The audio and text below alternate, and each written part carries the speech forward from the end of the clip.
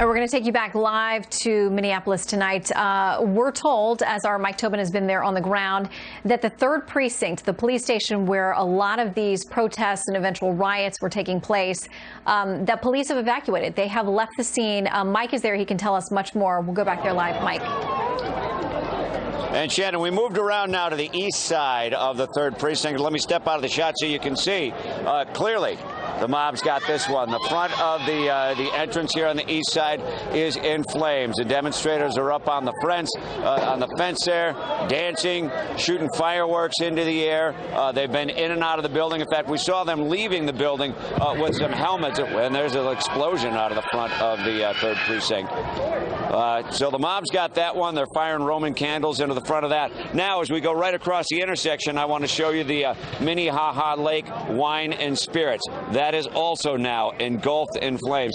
Not only the dramatic flames you see coming out of the storefront there, that's where there was a big collapse of the storefront. There's also flames leaping out of the center of the building. Clearly, there's some kind of hole in the top of that liquor store. Of course, the liquor store owner's not connected to this tragic event, but the violence spread. And I do see some, Tomas, let's take one more shot. I'd call that about 2 blocks from this location. It looks like there are fire crews out there, assuming that they've got some police support. But here in the center of the action, no police presence, Shannon. Yeah, I was going to ask you about any law enforcement presence there. We've talked about the fact that there has been conversation about having the National Guard there. Now, you've been on the scene of other protests and other situations, and we know that sometimes when those vehicles that are military in nature, the military uniforms and equipment come in, I mean, oftentimes that seems to motivate the crowds in another way. I don't know if they'll be brought in there, but what's your sense, having been at similar situations in the past? Well, usually what you see, you don't see that the guardsmen end up the tip of the spear. The guardsmen end up a real supplement to the manpower that's handling a situation like this. Oftentimes they'll take over some more basic tasks like directing traffic. So wow, there was a big explosion that just came out of the back of that liquor store.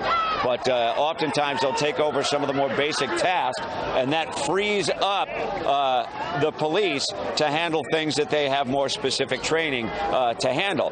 Clearly in this situation, the police I don't know who was giving them their orders, but the decision was made to minimize the friction with the demonstrators, and they backed off of this location altogether because this was the flashpoint of the last 3 days, Shannon. Yeah, and you referenced some emergency vehicles that may be a couple blocks away, potentially fire department vehicles. Any sense that the protesters and rioters would allow them access to get to those areas if they are willing to come in and try to fight those flames? Well, it would be tough for me to predict it, but what I've seen in the lead up to this, even in situations where the paramedics were on scene trying to help people, the protesters don't cut them any slack.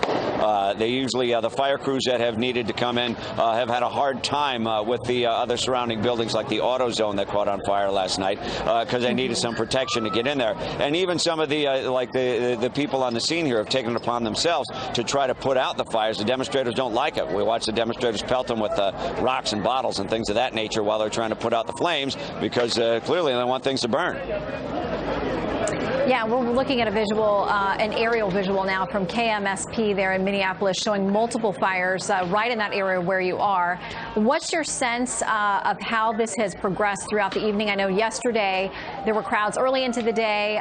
You saw them building into the night before we got to the situation where we are tonight. Is it your sense that they're emboldened now? Are they dispersing now, having accomplished what they wanted to with the police precinct?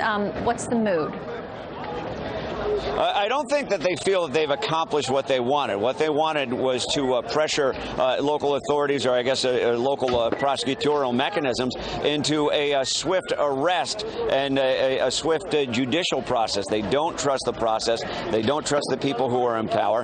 And clearly, they think that there is a systemic racism that is part of the police force, and they're angry about it. But when you start talking to them about what they want to see an arrest. They want to see swift charges. They want to see swift justice. But the backbone of what's happening out here is that they're angry. And this is the one of them told me earlier today that he's just fed up with a number of expletives in his sentence. So they're angry. They're lashing out. But don't forgo the fact that you do have some people who are motivated by the cause. You do have some people who are opportunists who are looting the different facilities. And then you have the people out here who just are having a hoot. There's a lot of booze out here. Look at the ground. There's some leftover liquor, Victoria beer, some standard beer. They're drinking. You smell pot from time to time. For some people, this is an opportunity to get out and break things and make a big old time of it. Shannon? All right, Mike, we want to check back in with you. We want you to be safe, though, and have your distance. Minneapolis protests and mayhem around the nation tonight in the wake of the death of an unarmed black man, George Floyd, at the hands of police. Fox News contributors Leslie Marshall and Lisa Booth join us along with Mike Tobin, who remains on the scene. Mike, let's get a quick update from you before we take this to our panel. Well, one thing I can tell you, you asked earlier about emergency vehicles and if they had difficulty coming in here. It looked like there were a couple of fire trucks about 2 blocks away. They're gone now. So it looks like the decision has been made to back off and let this area rule itself until further notice. And that's really unfortunate if you're the owners of the Minnehaha wine and liquor store there. As that fire is just raging right now, unabated. Shannon?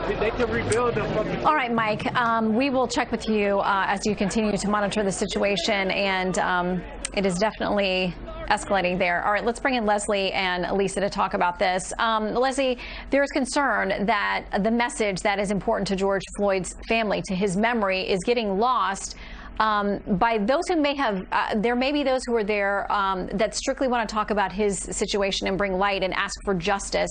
There may be those who are bad actors who aren't involved with that at all, but want to be part of the mayhem. What is your worry in seeing this playing out in Minneapolis tonight? It's interesting you say that, Shannon, because I wanted to quote that Floyd, his family said, quote, would not want people to get hurt. He lived his life protecting people. Let's come together to rebuild, remember, and seek justice for George Floyd. That's from a family member. And this is what is problematic, because, look, this community and people even outside of this community, they are angry, and they have every right to be angry. But there are people there that are taking advantage of the situation. And these small business owners and other people who could or are getting hurt, they're not a part of the problem. And this problem is not necessarily going to lead to a solution. I am a white woman. I don't understand the struggle of an African American in this nation. I can look, I can cry when I watch this video, I can cringe, but I also cringe when I see violence, because the former Dr. Reverend Martin Luther King Jr. had said peaceful demonstrations. That's how civil rights was obtained, and I think, quite frankly, more can be done with that. And again, because some of the people getting hurt or people taking advantage, or small business owners that are being hurt by this, are not responsible and not to blame for this situation there or in our nation. Yeah, I want to play something from the Hennepin County Attorney Mike Freeman today, who was part of this team that said, we are actively investigating. We're taking this seriously. We want to act swiftly, but with due process, and we want to get this right. We don't want to get ahead of ourselves, but we're acting as quickly as we can. Here's what he said. These need to be done right.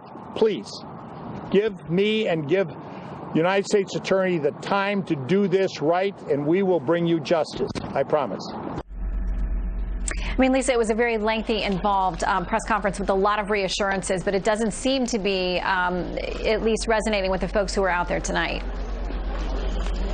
Well, yeah, and of course, everyone is entitled to due process, and that is what makes this country so great. But there's actually an opportunity right now for dialogue versus the rioting that you're seeing going on there. Because I have not seen one person, everyone's in unison about what they saw happen to George Floyd.